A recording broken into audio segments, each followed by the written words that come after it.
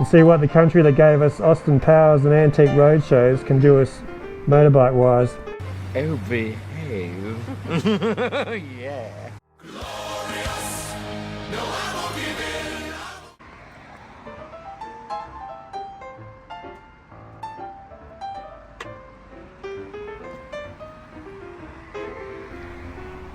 How's this for something different? I've crossed the road and I'm here live at the Triumph shop, and the salesman has very kindly thrown me the keys. I was talking Bonnevilles and stuff. He said there isn't one to test ride, but there is this. It looks just like a Bonneville. It's called the Speed Twin, and this is the 1200 top of the line version. And I'm about to have my first ever Triumph experience. Let's get crazy, let's get wild, eh? Some say we only live once, some say we get reincarnated.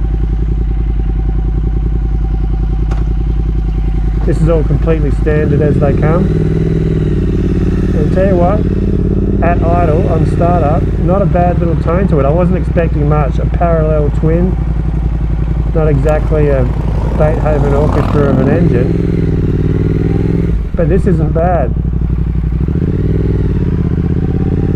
Way smaller than the Harley, obviously. A little bit more of a sport bike position without being super sport. Here we go. Look at that gauge cluster, doesn't that look good? These tyres are straight up super sport tyres. They are well rounded, and even though I've barely moved it, you can tell this could get really low around a corner. Quite a neat little feel to it. You got the bar end mirrors. How's the matte finish on that orange paint? Got the metal flake glistening in the spring sunshine. Make sure my mirrors are actually mirroring things, so we return it in one piece.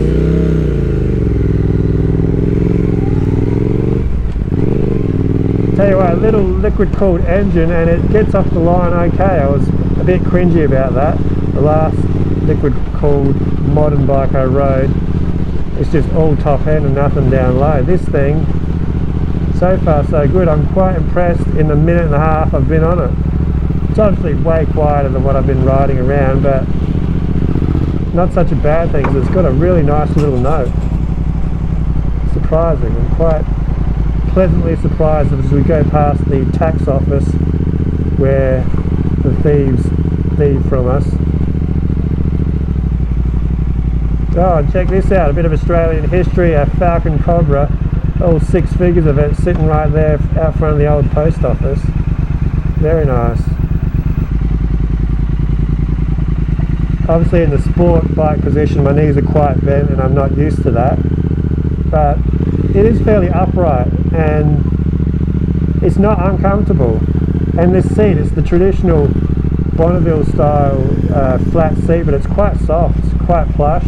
It's not uncomfortable at all. I was expecting to be, I don't know, feel like a 90-year-old man, but I don't.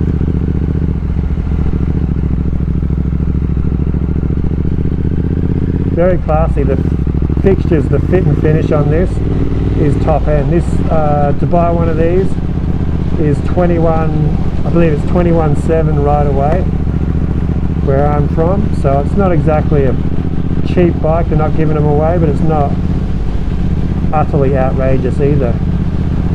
You get a full 100 horsepower for your dollars, and a very lightweight, very chuckable. So 9 out of 10 people, I'm riding a Steve McQueen Triumph Bonneville right now. It's only when you get up close you see the little modern touches. The Brembo twin disc brakes, which are, I can tell already, extremely strong. And you've got 3 riding modes. You've got road, sport and rain. I'm somewhere in the middle. You've got traction control on this. It's very un-British being so bright and orange, but it matches the weather. We've got fantastic weather. Why not have a rip-roaring loud colour on your Triumph? This would be the one I'd pick.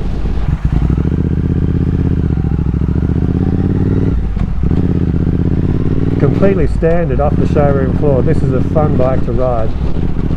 As we go past the Adelaide Oval, we'll keep going. Let's go past our most famous church. We're on something British.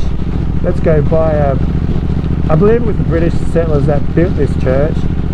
I went in one time, and the old man that was in there that said the pipe organ had to be sent back to England. It's the exact same one that's in the Westminster Abbey, and they're the only people in the world that know how to restore it.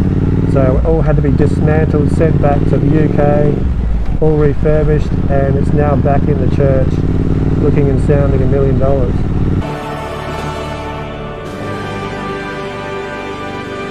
If you live in a city, this bike would be worth considering for the job. Suburban, city style riding. We'll get a little bit of twisty action.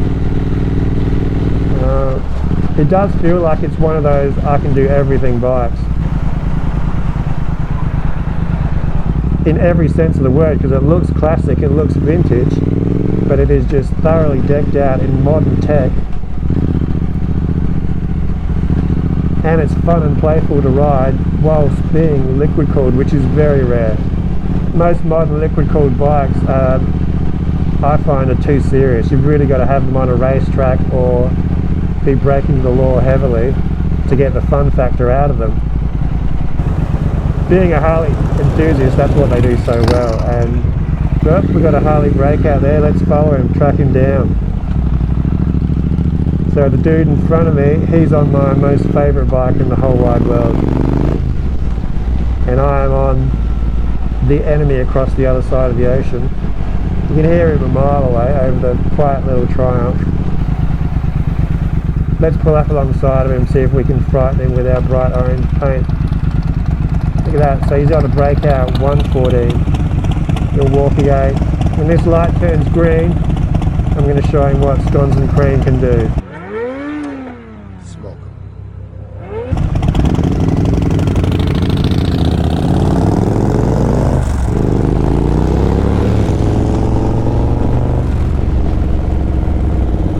How's that? A little speed twin, 1200 cc's.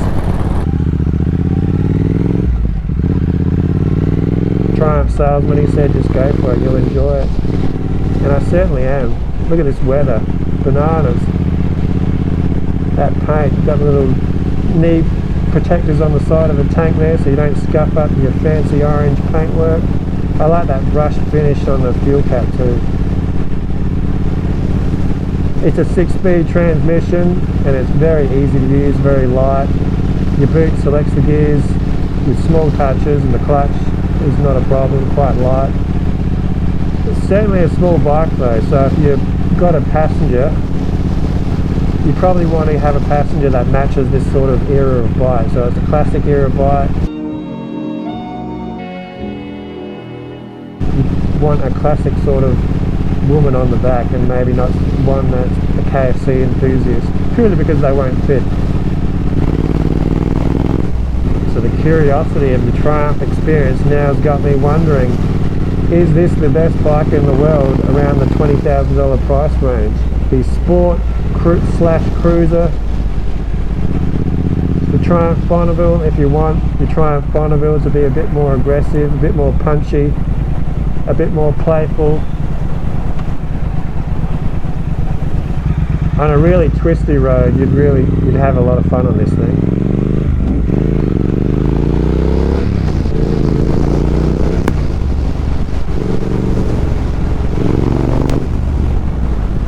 Yeah, baby!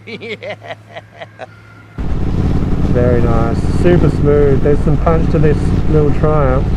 Don't let the classic styling fool you, this thing will go. I'd like to keep this exact tune on the exhaust, just make it a few decibels louder. This parallel twin certainly puts out a bit of music. Did not expect that at all. I was expecting some ultra vanilla sound. Not horrible, but not enjoyable, and this is an enjoyable sound. You could easily live with it having bought it off the Triumph showroom floor and do nothing. It would still be a highly enjoyable fun bike to have. Upgraded engine does have more power than the previous one. but it's the mapping that gets me. This is mapped so the power is down lower, more accessible, which makes it great for the street, the road, the inner city suburban riding that I'm doing right now. As we go past the abandoned nightclub that's been unused for what, close to 20 years now, one of the most famous pubs, just going to waste. Very easy to sedately leave the line. You don't have to be gunning it at all on this one. It's just got that very mild temperament where it'll do what you want when you want it, and only if you want it. You're not going to mistakenly speed on this thing, but if you want to, it's very easy to do so. There it is, my first ever Triumph experience, the Speed Twin 1200. You want a Bonneville with power and tech, this is the one for you.